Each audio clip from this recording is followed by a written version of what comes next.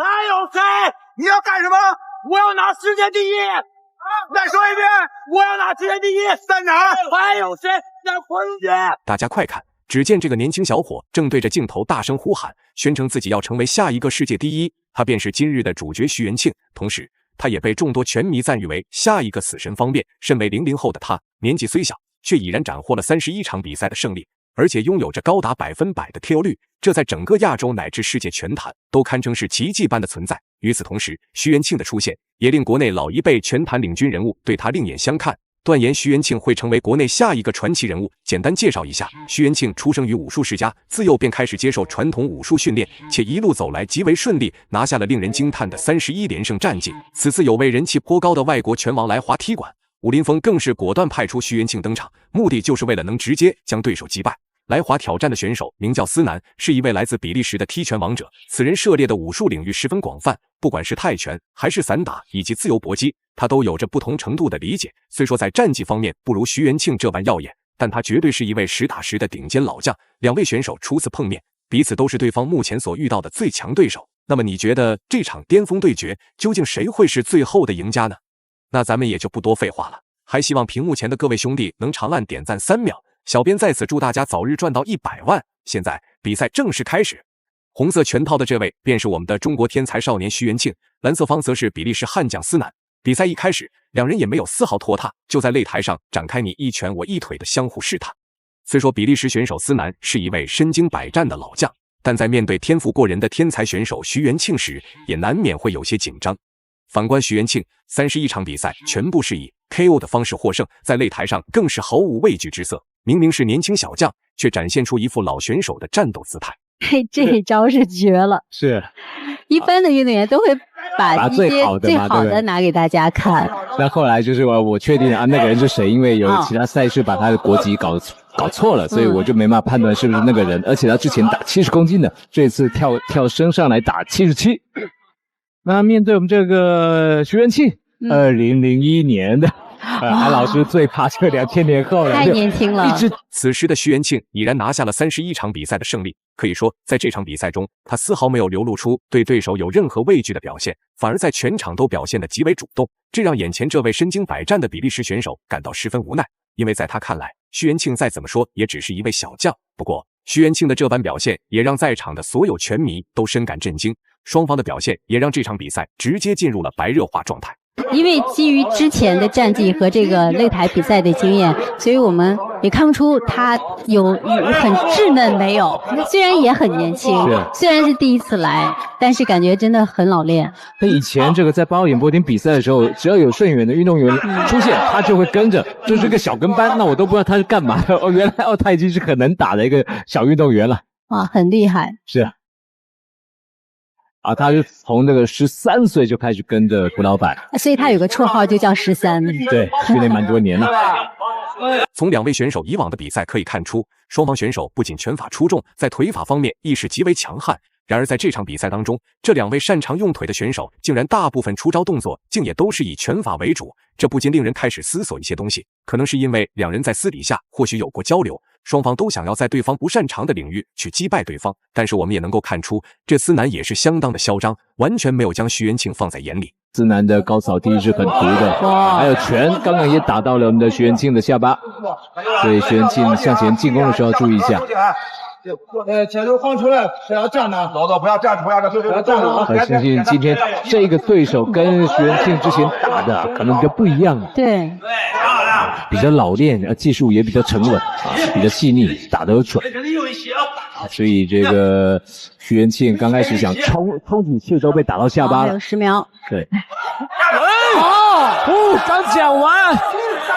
徐元庆不管37-21，现在我们来到了第2回合，在上回合中可以看到，徐元庆对擂台的节奏把控的十分到位，并且在回合快要结束之时，还将这位比利时选手给击倒了一次，这也使得两人的点数再度被拉开。所以在第2回合的比赛中，比利时选手思南需要付出更大的努力来将这一比分差距重新追赶，这也让这场比赛的节奏进一步加快。如果他不能打出有效的进攻，那么最终的比赛结果着实让人难以预料。元庆了。这个前手上钩，前手上钩拳通常是比较冷的，那徐元庆能够躲掉，代表他眼力不错。对。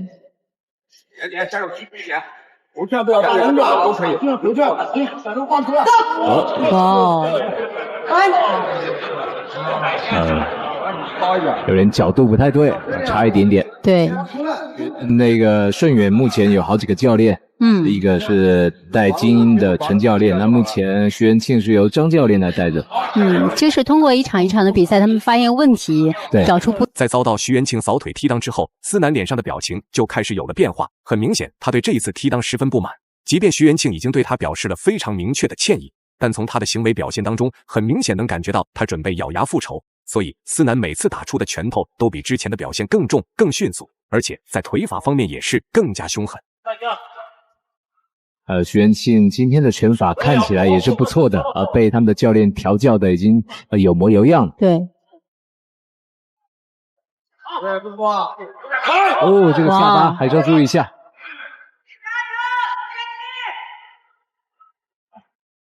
不错。徐元庆打得很坚决。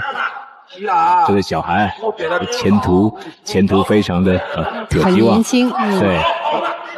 我们不敢说无量，因为在成长的过程之中呢，还会遇到很多事情，会发生很多我们想不到的一些情况。对，所以还年轻啊。哇！那也随着比赛时间1分1秒的过去，我们可以看出两人的点数差距逐渐被拉开，思南对比赛的把控也开始减弱，而小将徐元庆则在这一回合中表现出色，出拳有力，甚至将对手击倒。这让他对自己的打法更加自信，在接下来的比赛中也更有把握提前终结比赛。如果比利时选手思南继续选择与徐元庆正面对抗，那么他可能需要更多的将体能用于防守，因为徐元庆的进攻越来越凶猛。在这种情况下，思南需要寻找机会进行有效的反击，或者尝试改变战术来应对徐元庆的强大攻势。哦，小心！对，摇闪有点低哦。哇，继续！徐元庆开始发动了。不要冲了，不要冲了！徐元庆可以多一点吸法，今天吸法还没做。光跟对方拼拳，其实会渐渐落入对方的这个陷阱里面，因为对方是喜欢玩拳的。好，还有10秒。那同时要小心对方的高扫踢。对方高手是很冷的。现在我们终于来到了第3回合，从当下两人的表现来看，徐元庆即将赢下比赛似乎已是指日可待。不过思南并没有因此就放弃挣扎。当然，在我们这位拥有31场比赛全胜战绩的小将徐元庆面前，思南的表现确实显得有些黯然失色。当然，这场比赛在坦克邱建良的评价下来说，那就是徐元庆在家门口随便发挥一下都能够轻松拿下这场比赛。同时，坦克邱建良也声称，徐元庆有可能会成为下一个中国搏击新人拳王。思南准备好了他的高扫，对，这个都已经想好了。直接硬，出就硬。我希望那个徐元庆也要有这种感觉，对手已经在瞄准你。对。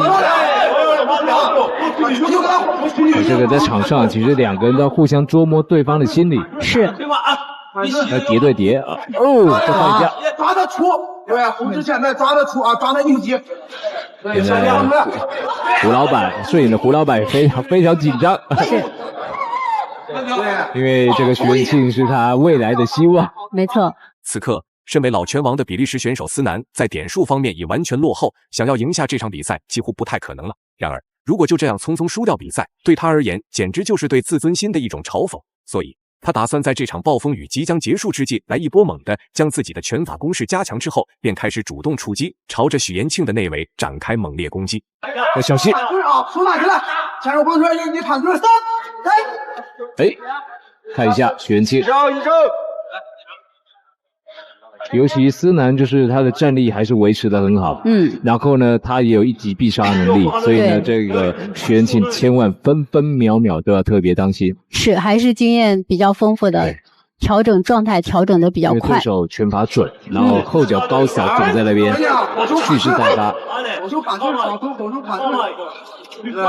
那徐元庆就是仗着他年轻冲，但他教练也有在讲，不要一直冲，就是你要保持冷静的去去打这个比赛。此时第3回合已渐入尾声，两人的体能都出现了不同程度的下降。不过在徐元庆面前，老将思南体能下降的更为明显，这也就意味着他这场比赛想要获胜，基本上已无可能。然而，徐元庆并没有因为当下出现的状况而变得骄傲自大，全程依然淡定自若，凭借自己的意志力，坚持着要成功拿下这场比赛。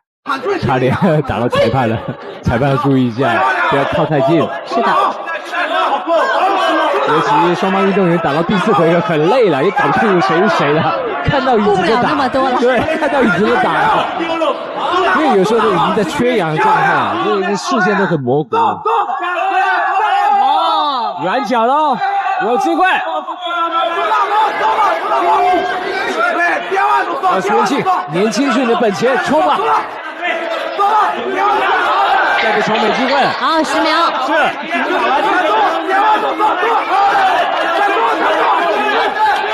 还是胜负难料。这场比赛终于结束了，裁判给出了最终结果，徐元庆成功以大比分优势拿下了这场比赛的胜利。那么，你认为他在这场比赛中的表现如何呢？欢迎在评论区留言，我们下期不见不散。